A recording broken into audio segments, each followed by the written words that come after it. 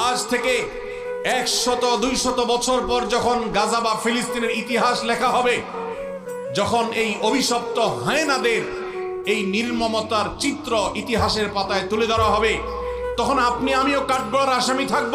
কারণ তখনকার মানুষেরা, তখনকার জেনারেশনেরা আলোচনা করবে তখন পৃথিবীতে যে শত শত কোটি মানুষ বসবাস করেছিল, সে মানুষগুলো কিভাবে এতগুলো মানুষের সামনে পৃথিবীর ছোট্ট একটা ভূখণ্ডের মধ্যে এইভাবে মানুষকে হত্যাযজ্ঞ চালানো হয়েছে, নির্মমতা করা হয়েছে, শিশুদের সামনে বাবা মাকে খুন করা হয়েছে, বাবা মার সামনে শিশুদেরকে টুকরা টুকরো করা হয়েছে, কিভাবে এই নির্মমতা চালানো হয়েছে বিশ্বের শত শত কোটি মানুষ, তারা তখন কি করেছে।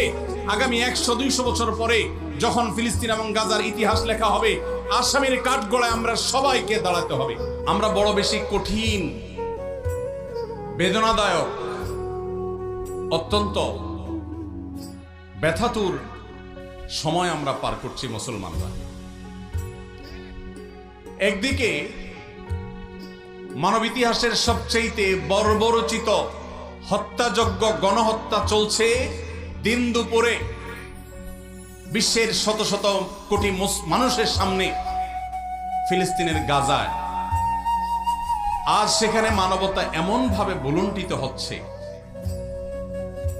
ঝড় তুফানে আমরা গাছের পাতা উড়ে যেতে দেখি, সেখানে বোমার আঘাতে মানুষের দেহ আকাশে উড়ে যেতে আমরা দেখেছি।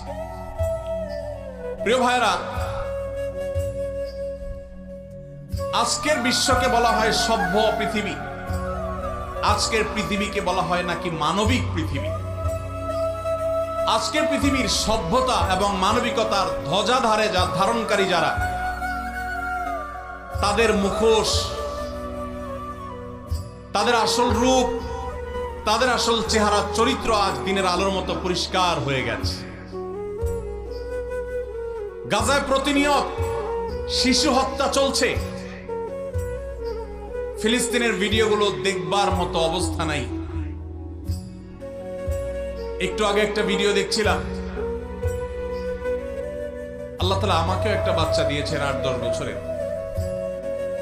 8-10 বছরের একটা ছেলে 5-6 বছরের একটা ছেলেকে, ছোট ভাইকে বড় ভাই সান্ত্বনা দিচ্ছে, মাথার উপরে হাত বুলাচ্ছে। ছোট ভাই বড় ভাইয়ের কোলে মাথাটা রেখে চোখের পানি ফেলছে।